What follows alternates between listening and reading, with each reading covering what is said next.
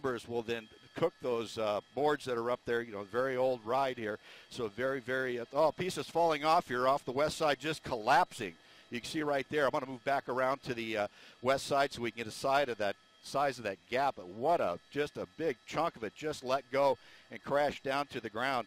Luckily, the firefighters weren't up there at that point, but you can see this fire has completely burned away the structure itself, taking a big chunk of it away.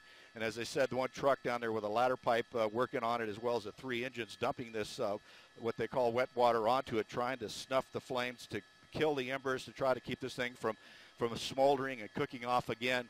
And